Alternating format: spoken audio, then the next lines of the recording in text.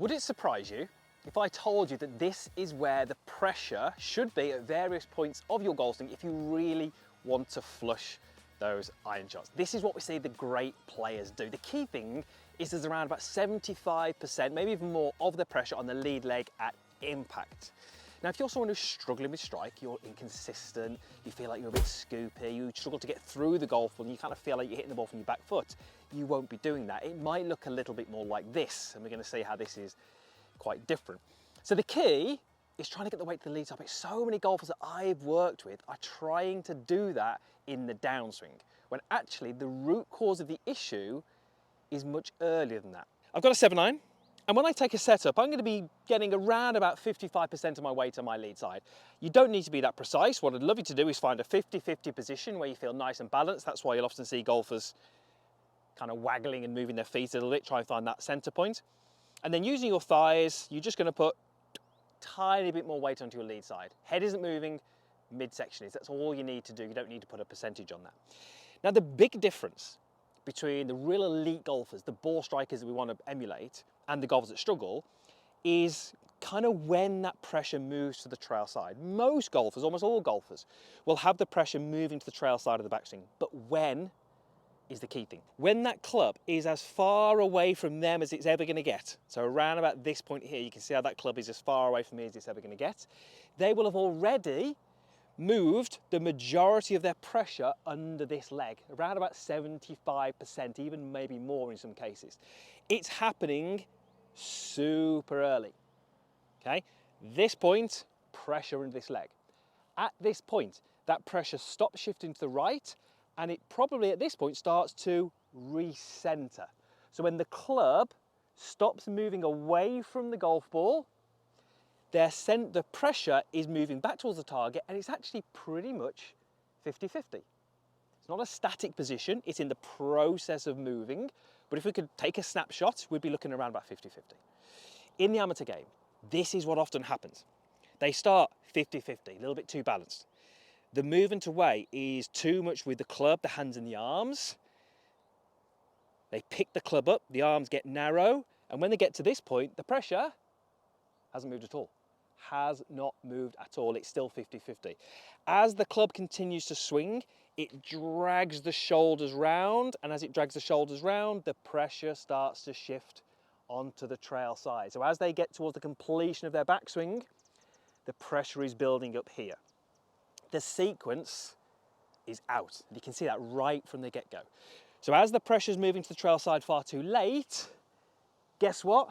You've now got hardly any time at all to get your pressure to your lead side, which is why you can go on the golf course, you can go to the drive range, and you can desperately try to get to your lead side. You can desperately try and get the weight forward. You can desperately try to hit down on the golf ball, and you find it so difficult because it's near damn impossible. You've got literally the blink of an eye to get your pressure from 75% on this leg over onto this leg. It's not going to happen because if it moves to this side earlier, it's got more time to then recenter and get onto your lead side. That's going to translate to much better impact.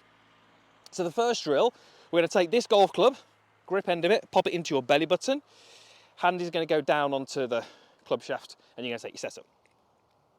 Now, if you're someone who moves the club away from the ball too much, with too much focus on the club, or too much focus on the hands and arms, there's one of two things going to happen. Number one, either your trail arm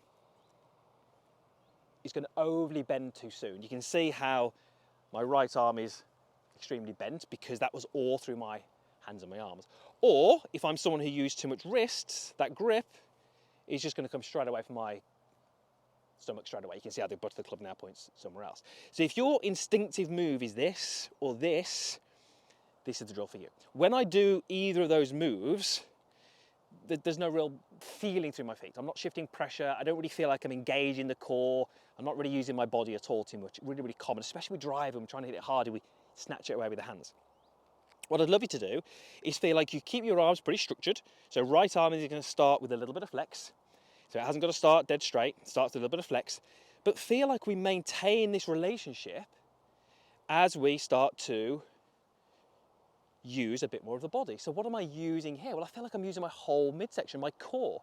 I feel like I'm taking my belly button and I'm actually using my belly button to sort of push and rotate the golf club away. And what happens is two things almost pretty naturally. Number one, look at my arm structure, pretty similar to what it was at address. That keeps me nice and wide. And number two, whilst I appreciate you can't see it, I feel things are happening through my legs. I feel like there's more pressure going to my trail side. The beauty of this little exercise is that all I really thought about was what was initiating that movement, which was my core, my belly button.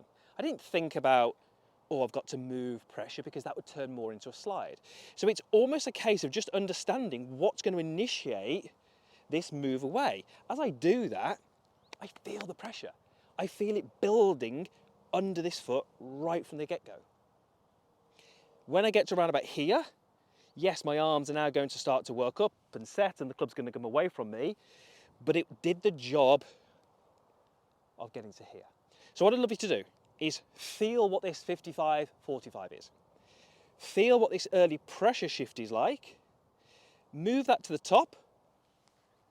And when you stop at the top, try and feel pretty balanced again.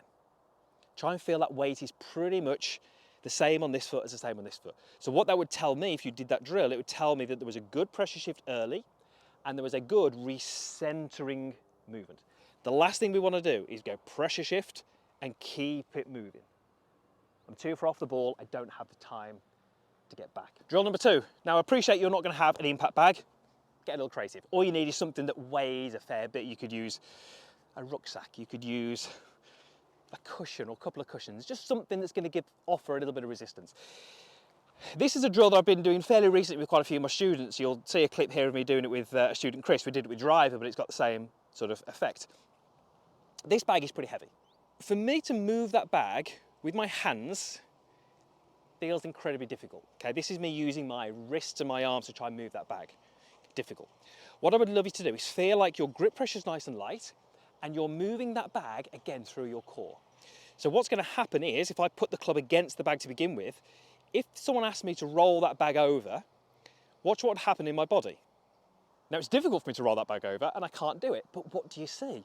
You see this initial move of me using the ground to get energy into the golf club. That's essentially what we're talking about in this video. We're talking about how we get energy into the club.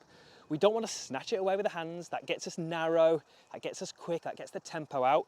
What we do want to do is feel like the body is making that movement. Now I can't make a golf swing here, but I love this as a drill.